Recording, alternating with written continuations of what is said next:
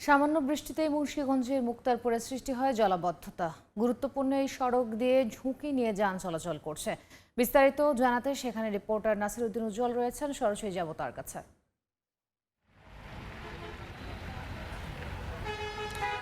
জেলা শহর মুন্সিগঞ্জের প্রবেশ পথ এই মুক্তারপুর চত্বরে এই পানি জমে থাকবার কারণে যে দুর্ভোগ সেটি কিন্তু চরম আকার ধারণ করেছে। ঢাকা মুন্সিগঞ্জ সড়কের যে মুক্তারপুর সেতু আছে সেই সেতু থেকে নামার পরেই কিন্তু এই পরিস্থিতি।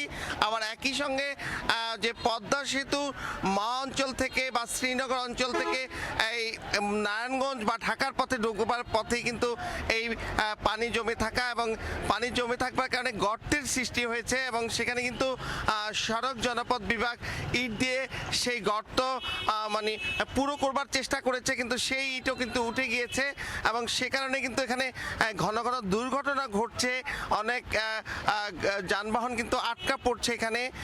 এই পরিস্থিতি কিন্তু দিনরাত ধরে চলছে, কারণ এই স্থানটি হচ্ছে ব্যস্ততম এলাকা এবং এই জেলা শহরের গুরুত্বপূর্ণ পয়েন্ট। এই রোড দিয়ে কিন্তু বিভিন্ন অঞ্চলে যাতায়াত করতে হয়। একই সঙ্গে শীতলক্ষা ৩ সেতু, যেটি ঢাকা চট্টগ্রাম মহাসড়কের সঙ্গে ঢাকা মাওয়া মহাসড়ককে যুক্ত করেছে, সেই সেতু দিয়ে প্রবেশ বা বের হওয়ার পথেও কিন্তু এই অঞ্চল দিয়ে এই রুটটি পড়ে। সেই কারণে ব্যস্ততা বেড়েছে, কিন্তু এই সমস্যার কিন্তু সমাধান হয়নি। এখানকার যে সড়ক জনপথ বিভাগ তারা বলছেন যে দুপারেই এমনভাবে স্থাপনা তৈরি করা হয়েছে যে এখানকার যে পানি নিষ্কাশন ব্যবস্থা সেটি পুরোপুরি বন্ধ হয়ে গিয়েছে। তো তারা একটি প্রকল্প প্রণয়নের চেষ্টা করছেন, যেটি হচ্ছে এই স্থানের একেবারে পাশেই হচ্ছে ধলেশ্বরী নদী। এই ধলেশ্বরী নদীর সঙ্গে ড্রেনেজ সংযুক্ত করবার, এবং সেটি কিন্তু এখনো শুরু হয়নি প্রকল্প।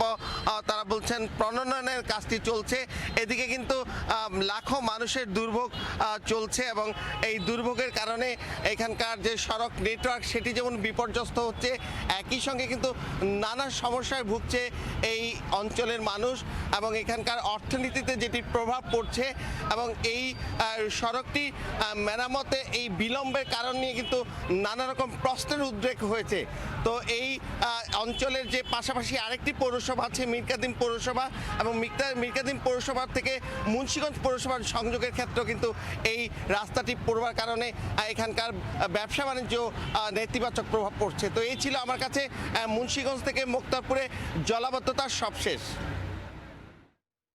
মুন্সিগঞ্জ থেকে সরাসরি যুক্ত হয়েছিলেন সহকর্মী নাসিরউদ্দিন উজ্জ্বল।